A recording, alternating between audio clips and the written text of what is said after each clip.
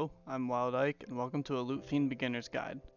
When you first start playing, you're going to be going through your tutorial, and one of the important things to keep in mind for this is just whenever you can complete this quest that you see right here, as a lot of your progress is locked behind the quest. Next up, some basic things about the honor title here. This will lock your level cap, so if you're ever wondering why you can't level up, this is most likely why. And then for this blessing level, at first you will be finding that you'll have plenty of these haste scrolls here to rush them. However, you do start to get to a point where you really need more of these, so it can be worth not rushing it. General rule of thumb is that you don't really want to go any point where you are not currently upgrading a blessing level. So if you don't have enough of this arcane crystal up here to start the next level, then it can be worth waiting. Now, as you're starting out, this Chaosite down here, you will probably be running out of it pretty often your first couple days. Quick things to note with that is completing these quests will give you some, and it is a good idea to complete them as soon as you can, as I said. And that's one of the reasons, is so that you're not wasting Chaosite. Chaos Ranch, you'll unlock it, and as you level up, you'll unlock more floors of it. And this tends to be a really good way to get it early on. And then finally, it's usually good to keep it on single cost 1 early on, just because you are leveling up your blessing level so quickly. And your blessing level unlocks higher tier gear. So it's usually good to keep it low while you're still making quick progress, that way you're not wasting as much. One thing you can do to help get better gear without costing too much Chaosite is go into fight. This first group has a yellow named enemy, so you can turn on your Chaosite with a multiplier and kill that enemy, and then turn your auto back off. And that will get you more gear. And then you can also go into the boss room and leave the boss, and that will reset the enemies and you can try again. It won't always have another one like this, that was just good luck, so it might take you a couple tries to get one. However, this is a good way to do it without wasting a whole lot of Chaosite. And again, you only really want to be doing that if you are stuck, and when you're trying to get better gear, but you don't want to waste Chaosite on the lower tier enemies who have lower drop rates. So you only want to be turning auto on when a yellow rarity enemy does show up, if you are doing that. One of the first things you'll unlock are sidekicks. When it comes to sidekicks, it'll leave you on this screen, and if you have a red or orange name one, those are going to be really good to get. However, it is worth picking up any rarity because all of them do give you stats. So as you can see here, I have these ones all maxed out. It is worth picking them up, however, you don't want to be spending your ammonite, which is the resource from this, outside of the Sidekick Rush event. Now, what the Rush events are they are rotating events between runes, sidekicks, and hammers for artifacts. Sidekick does come third in that, so it will take a little bit before you get a Sidekick Rush. However, if you scroll down here, you can see you end up getting a extra choice mythic Sidekick, you end up getting a choice fabled Sidekick, and you get some extra rewards during this. So it is absolutely worth waiting until you have this event up to spend them. When it comes to sidekicks though, this right here is only going to work, this little pity, will only work if you have the lifetime pass. So if you're wondering why this number isn't going down for you, that is because you don't have the lifetime pass. Up here you do get to choose a sidekick that you'll get. Some of the best ones to grab early, Thalassar is really good early on because he gives you shielding, and he also makes you take less damage. So he's going to be really strong early on. And then there's Lytharis here, who is really good for crit chance. And crit chance is one of the best ways to scale up your damage. Holy Cow is also very good because this haste. What haste does is it increases the speed that your attacks come out. It's basically your attack speed for the game. So those are going to be three of the best ones to get. Very early on, Nazgul with his heal on hit is really good, but he does fall off a couple weeks into the game.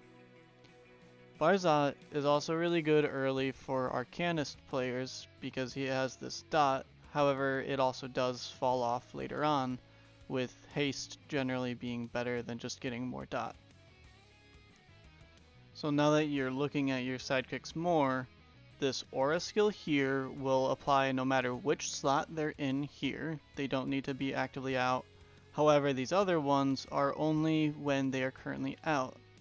At the start, you'll only be able to have one out. However, once you're far enough in, you will start to be able to make it so that way when your first one dies, your second one will come out, and so on. One thing to note is these sidekick talents here are a little complicated. They are only actually used by your sidekick. Some of the best ones to get for your sidekick are going to be Constitution for some health. You can get some of the extra stats like haste as well, but it's going to be Constitution, final damage down, elemental resist, and physical resist. A little bit later you unlock runes. So it's going to depend on which class you're playing, but for Arcanist early on, Explosion on Flame Wave, Ice Flame on Fireball tend to be some of the best ones to go for. Even if you get a Fabled rune, which are what we call these orange rarity ones, Ice Flame is still going to be probably your best bet for your first week or two playing the game. The rest of this tends to be a pretty good setup early on. However, you can choose to change the ultimate out, or sometimes people like to use Fire Core early on as well. Now for Savage, it's going to be a little harder early on, depending on your luck. However, Bloodlust with Overwhelm is going to be really good no matter what. Bloodlust gives you extra haste, which is your attack speed essentially. Then you have Strike with Shatter, which gives Vulnerable. And Vulnerable is going to be extra damage that an enemy takes, so this is really good into bosses. And then for the core skills, you're really going to want a Fabled Rarity Rune, which again are these orange ones. Those are the ones that are going to be the most worth building around. Savage doesn't really have so much of a single skill that's going to carry you early on if it's not Fabled. However, if you don't have any Fabled runes, just using a Heavy Blow rune, even at purple rarity for this nice bonus damage that you can see on most of them, is still going to be pretty decent, and that's going to work really well with the Umbra Eternal Rulers 4-piece set, which lets you cast the Heavy Blow multiple times. We'll go into Umbra more later on, but that's just an idea for why this is a decent one even without Fabled. However, if you get any of them Fabled, you are most likely going to want to build around it. Some other decent ones to look for would be Control with either of the Raise ones. Stun is better for PvP stuff. Potent gives more vulnerable, so this is better for PvE. You've got Awe here with Rampage. This one's going to be a very good one to get for vulnerable as well. And then in Ragnarok, there's Skillful and Madness, which these are going to be some of the best ones you can get for your Savage. One final thing to note with the runes is that there's going to be a Rune Rush event, and if you're on a newer server, you will almost always start with a Rune Rush. And so you're kind of free to summon your runes early on. However, if you do get a good Fabled core skill, it can be worth saving up for the next time that a Rune Rush comes. Because in the Rune Rush, you can summon runes and you can actually get random Fabled bags for Fabled runes. And this is going to be one of the more consistent ways to get a lot of Fabled runes, because you can get one every 400 pulls from the rush, plus you get your 200 pity for just summoning them generally. Now for the pity, it's a little hard to tell just looking at it. However, if you click on this, you can see the 100, and you can see the actual chance of getting a fabled versus getting a epic. So a lot of people get confused on why they're not getting a fabled rune here, but this 200 draw is the one where it's actually a guaranteed fabled. So every 200 runes you are more likely to get a fabled rune because of this. And so if you save for the rush, you can get your 200, and then an extra pity as well from the rush, so you can get 3 fabled runes at least from summoning 400 runes. Now, a couple things to note with runes though, is that you do unlock the class lobby on your 15th day.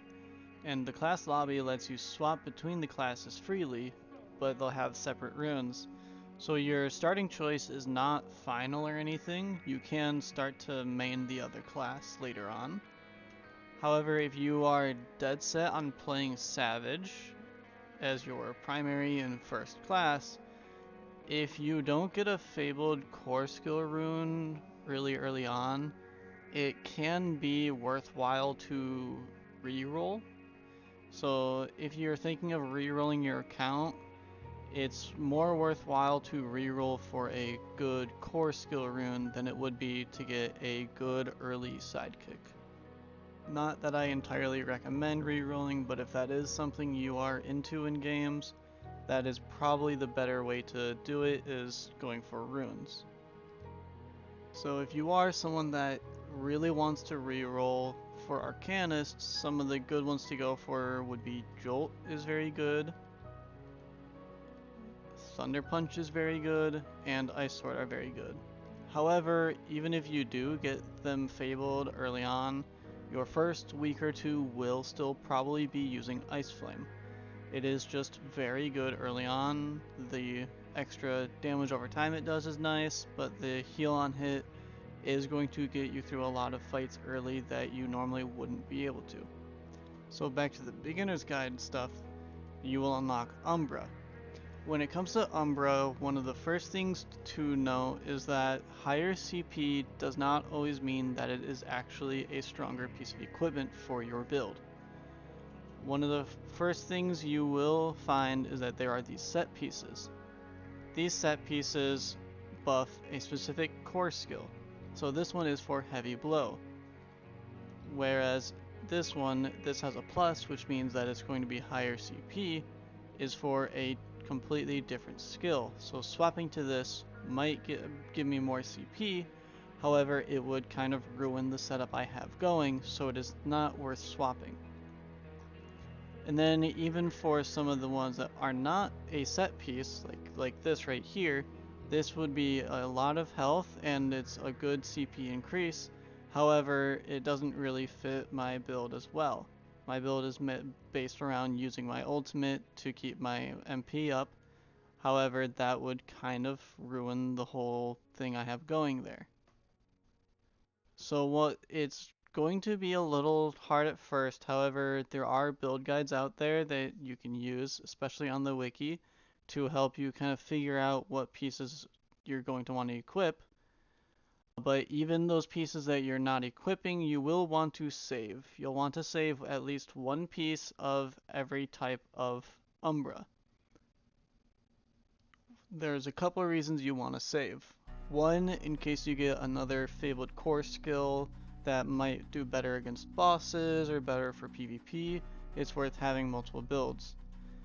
And it's also easier to swap. When you unlock the class lobby, you also unlock these build presets which you can set for each specific class. So swapping them becomes easier with time. And then once you unlock this trial tower here, there's also going to be a lot of different effects on bosses that you might want to run a different build for. Like this right here, you want to use stun, freeze, or knockback. So for this purpose, it could be worth going with a different build. So I would recommend saving one of each piece early on, just in case you end up needing it later on. So when it comes to Umbra, you'll go to your Umbra realm, and this is where you will spend your Umbra keys. In general, it's a good idea not to use a whole lot of keys until you are on 121. So until you get to 121, try not to farm Umbra that much, because 121 is when a lot of things get added into the game. So 121 is when you get primal gear, which is very strong. It's also where you start to get these to drop, which you can use to trade in for primal gear. And it's also where you start to get drops for your forging of your gear. So 121 is a very big deal, and it is worth holding on to most of your keys until then. Now, to go with that, there's also these 2x events that happen every Thursday. You might not get them for your first week or two, however after that you will start to get them. And these don't increase the amount of loot drops, like the items, but this increases the amount of your resources you get from Umbra. So it's best to not do a whole lot of runs when this is not running, especially if you're on 121 plus. And one thing you will get from Umbra are these gems, and they give you pretty good stats. And a lot of times people ask, what should I get from my choice bags? So really quickly, this necklace slot here, these heal on hit resist gems, you cannot get them from farming Umbra, you only get them from choice bags. So if they're ever in a choice bag, these are kind of the best ones to get. A lot of times this other stuff, people will ask, what should I focus? Attack is a good one to have. This final damage up is a good one, and then final damage down is a good one. Now you might also be wondering what things you should be getting from the shop here. So from this black market, which is your daily gold shop, you really only want to grab this free one. You want to be saving your gold for events that come up in the future. However, some people do say that the divine quills here are worth it, and these haste scrolls some people do say are worth it as well. It can depend on what point of the game you're at, how valuable the haste scrolls are. And then these are like your arena tokens, so you can get these freely as you go, so you don't have to worry as much about that. However, you do want to pick up the ones with the attack first, so you would pick up this helmet if you can. You do want to finish the set though, because these sets are worth getting, and we'll go over that stuff more later. Guild shop, you get your free one. You can pick up these other Chaosite as well. The haste scrolls are good to pick up. Arcane crystals you can pick up early as well. Later you might find that haste scrolls are locking you out more, so that will be more of a personal thing on which one you want to pick up more. All the rest of the stuff, not really worth picking up as much. These gem choice pouches, if you're going to pick them up, you want to get the heal on hit resist. These magic keys are quite overpriced. Some of these boons and favors and stuff are worth getting if you still need to finish up your Umbra more. But that's about it for this one. Next up you have artifacts. So you'll go over here, and the main ones that you're going to want to focus are ones that have attack. So, and ones that are higher rarity. So you've got the higher rarity like these, and this one gives attack, so this one would be the focus. And then you have these ones that have like a bonus for doing content in the game. These are also really good, so you want to focus the ones for those that give attack especially. Even if they are a lower rarity, they will actually give higher stats than ones of higher rarity that are not for clearing content. So for an example, let's see if I can find one. You have this cushion here that gives attack for playing Chaos Ranch. Is going to give me more than if I were to use just a standard attack for a higher rarity. See, this one is only going to give me about 42 per level, whereas this one is giving me over 100 extra per level, even with it being a lower rarity. So that's about it for there. You got these relics, which are for completing different sets of artifacts. And your biggest priority with your artifacts is going to be finishing these relics, because they give you a big bonus for just completing them. And there's plenty of them in the game, so there's a lot of them to focus. But you got like this one here, final damage up. You got HP, damage over time resistance, all sorts of stuff here. So these are worth doing. And if you end up getting the different boxes to choose them, you can actually come here and you can see which set they're for. So before making your choice, it's worth checking what set they're all for and if you're close to any of them. Like here, I can see this is Dreadmaw statue, so I know I'm only missing the mallet, so it would be worth grabbing the mallet from this. Now, the next set of important events are going to be these rush events. So you will start with a rune rush, and then it will end up going into the artifact rush, and then it'll go into the sidekick rush. And so you're going to want to save all of those related resources for the rush events, so that way you can get a little bit more for how much of your resources you're using. A lot of them have a good final little reward for a page, so what you want to do is save up until you can finish a page. So right here I would need 8,000 to finish, and I don't quite have that amount. I'm at 5,000, so I will not do this until I can actually complete the page. So for this one, I will likely have to wait until the next sidekick rush, for example. The main thing that's really going to push your progress forward in the game are going to be events. So first you have the Hero Challenge here, and this is a weekly event where you will complete different little quests with your guild in order to get these hero coins, which you will use in the exchange shop. In the shop, there's going to be gold coins that are worth getting, and then there's going to be these Umbra choice chests. And you can use these early on in order to get your build going without using a whole lot of Umbra keys. This way you can save up until you get to Umbra 121 as recommended earlier. Next up are the weekly events. So every week you will have 2 times events, and you'll have these ones that only last for a short period of time, and they end up rotating around. So you'll have arena rewards here, you'll end up with one for Chaos Ranch, one for boss fights.